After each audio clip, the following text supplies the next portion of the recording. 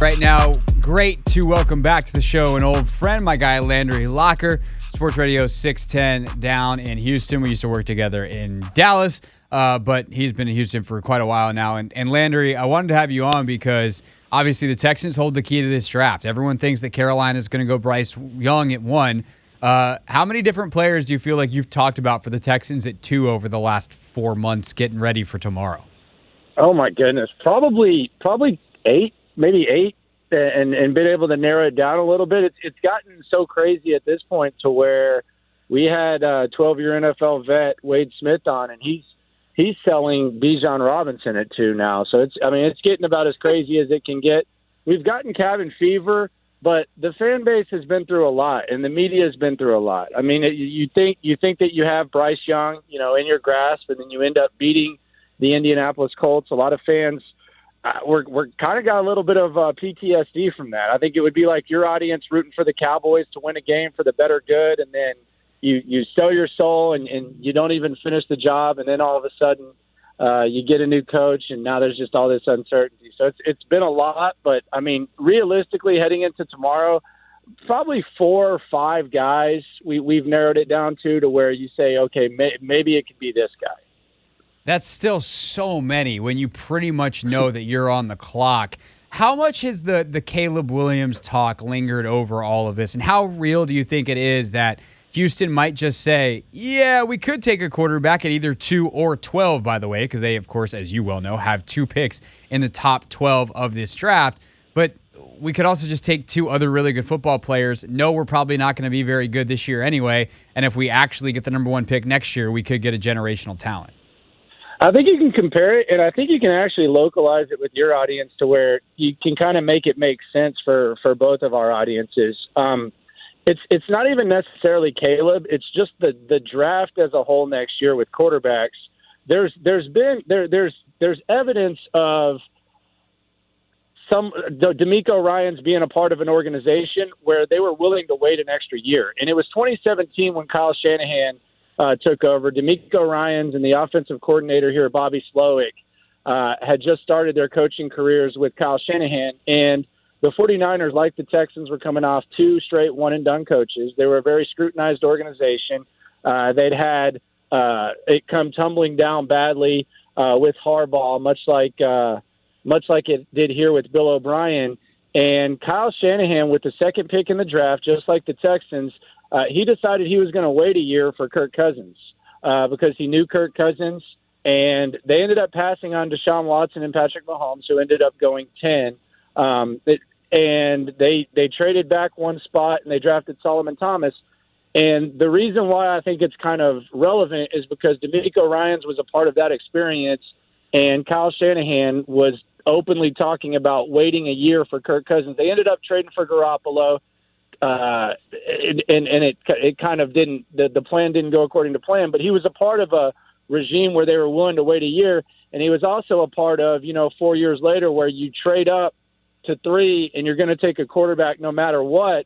So he's been in both of those situations, and that's why I could easily see D'Amico Ryans, because of his upbringing, his coach upbringing, being willing to wait a year to get the quarterback that he likes instead of settling. Landry Locker in the loop middays on Sports Radio 610 in Houston, a fine Odyssey station you can listen to anytime, anywhere, live on the free Odyssey app.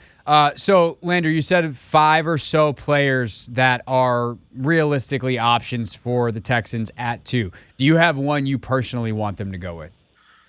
See, I want them to trade back. I'm in the trade back camp. But if they're gonna go defense, I can go. I'm more of a Will Anderson guy than a Tyree Wilson guy. I know that Tyree has the upside. I know people love the wingspan. I'm more of a Will Anderson guy if they're going to go defense. But I would love to see a trade back, whether it's just a couple of spots or whatever. To where maybe you could get either one of those edge guys. But if they're just going to make the pick, Will Anderson would be the guy that I would go with. So that's who we did our podcast this morning, and we did our final mock draft. And Anderson was the guy we took for Houston. And part of my calculation is Logan, my co-host, put it on me to ultimately make the final call, was he's a kind of a character, culture type of guy. While the upside may not be quite as good, although I saw my guy Mike Renner from Pro Football Focus saying, like, I don't see why the upside for Will Anderson can't be everything Tyree Wilson is. But we know Anderson, and kind of coming out of the Alabama culture and who's a leader down there, could be a really good first draft pick for DeMeco Ryans. You obviously know the scene in Houston and kind of what's already existing there. So is that the kind of thing that they need, where that could be a really good tiebreaker for DeMeco in his first draft? Or do they have good leadership in place already that just needs more talent?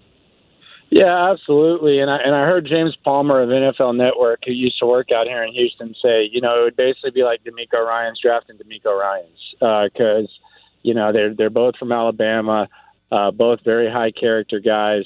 A lot of upside. So yeah, I could easily see that being the tiebreaker. The character, they need as much leadership as possible here. I mean, they really don't have anyone that the players gravitate to in the locker room. So I think that would be a tiebreaker. And when I heard Palmer put it that way, I thought it was pretty well put. I could very much see that. The other thing about drafting Tyree Wilson, and I don't want to act like it's like a major, concern, but I mean, this would be the second time in as many years they draft someone in the top 3 with injury issues, which I know that sometimes it works out that way, but they drafted Stingley last year, and then you're telling me the year after that, and Stingley missed some games last year. I think some of it was caution, but he did miss 9 games.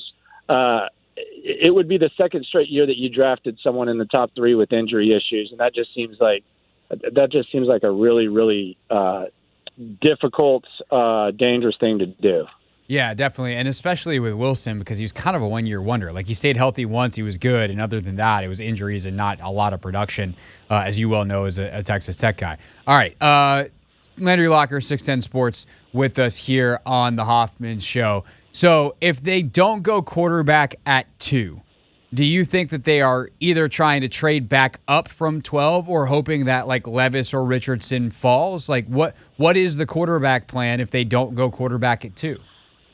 I don't think that they're going to be desperate to get a quarterback if they don't take one at 2. And I could see a scenario where they pass on Richardson twice. I think if they felt good about any of these guys, if they don't feel good at them at 2, I don't think they're going to reach for them at 12. I actually think that we could see a situation where they're taking someone day 2 or day 3 at quarterback, and they're going a little bit deeper in the sticks. But I don't think they're going to try to make up for not taking a quarterback at 2. By trading up at all. I don't see that to be the case. I know people have talked about, could they get back into the first round and take Hendon Hooker? I don't think that is what they're going to do. I think if they don't take a quarterback, and like I keep bringing up the Shanahan thing, I think C.J. Bedford and Brian Hoyer were his quarterbacks.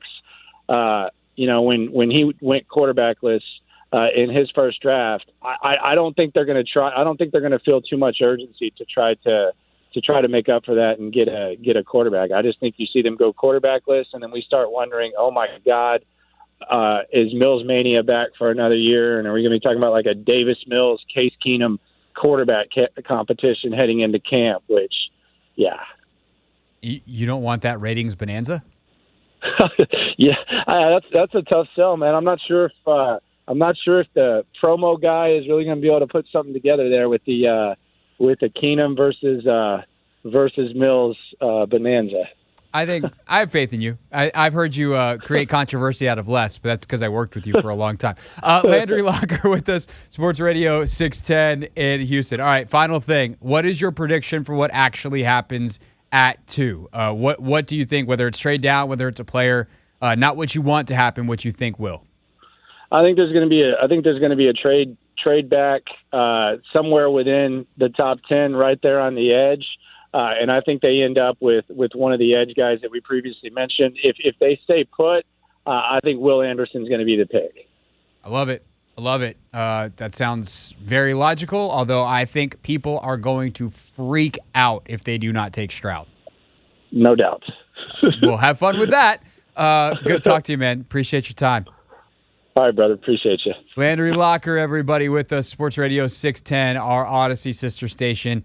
down in Houston. If you want to listen to his show and hear everyone freaking out, it's 11 to 3 Eastern time, 10 to 2 Central each and every day on Sports Radio 610, which, again, you can find just by searching for it in the free Odyssey app. All right, when we get back, let's circle back to our top story here in D.C. Chase Young has his option declined. What do we make of it? We'll revisit everything around it next on The Hoffman Show. This is The Hoffman Show on the Team 980 and the Odyssey app.